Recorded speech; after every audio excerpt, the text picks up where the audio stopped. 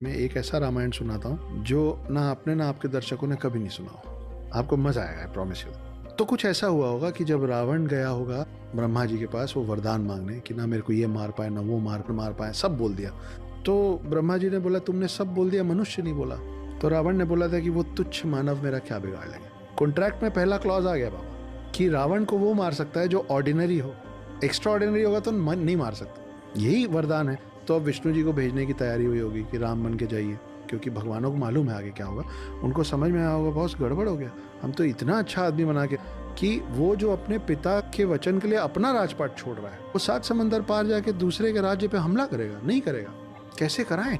सब गए होंगे लक्ष्मी जी के पास, माते गड़बड़ हो गया, क्या हो गया, ऐसा ऐसा हो गया, बहुत ही अच्छा आदमी हो। बोले कोई बात नहीं, ये लिखा हुआ है क्लॉज में कि जो मारेगा that person has to be तुच्छ। तुच्छ कोई बुरा शब्द नहीं है, लेकिन ये तो नहीं लिखा है ना कि उसके आसपास जो लोग होंगे उनको ऑर्डिनरी रहना, वो तो एक्स्ट्रा ऑर्डिनरी हो सकता। बोले हाँ हो सकते। बोले मैं जाती सीता बन के। नहीं नहीं नहीं, आप मत जाइएगा, क्योंकि रावण ने सारे 9 प्लैनेट्स कंट्रोल कर रखा है। आप योनि से पैदा होंगे, आपकी कुंडली बनेगा, वो जब चाहेगा बदल के आपका दिमाग फिरा देगा। बोले इतनी सी बात, मैं योनि से पैदा ही नहीं होंगी, मैं धरती से निकलूंगी। कैसे बनेगी कुंडली? जनक की धरती पे निकली, जानकी हो गई। अब आप सोचिए कि सीता AKA लक्ष्मी जी, जिनको मालूम है कि मैं लक्ष्मी, राम को नहीं मालूम था कि मैं विष्णु बचपन। आप देखिए कृष्ण के कितने बाल कांड, क्योंकि Ram was an ordinary man. स्वयंवर का टाइम आया, राम आए।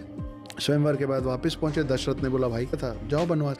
तब राम जी ने सीता जी को बोला था आप रहिए बढ़िया महल में, मैं आता हूँ बनवास काट के। बोली नहीं मैं साथ चलूंगी। लक्ष्मण की पत्नी नहीं गई ना उर्मिला। जब 2 पुरुष गए थे तो 2 महिलाएं क्यों नहीं गई थी? क्यों नहीं गई उसकी अलग कहानी, मैं उस पर नहीं जा रहा हूँ। लेकिन सीता गई क्योंकि लक्ष्मी को मालूम था कि अगर मैं इनके साथ जाऊंगी नहीं तो आगे की कहानी कैसे बनेगी। अब लोग बोलते हैं कि स्वर्ण मृग के पीछे दौड़ा दी थी, उनको तो पता था कि सोने का हिरण्य होता, उस ऑर्डिनरी आदमी को नहीं मालूम था कि सोने का हिरण्य होता है राम को। तो पत्नी मोह में थे, बोले मेरे को चाहिए तो चाहिए। भाई तुम्हारा आवाज दे रहा है, तुम जाते क्यों नहीं हो यहाँ से? तब लक्ष्मण गुस्से से लक्ष्मण रेखा खींच के गए।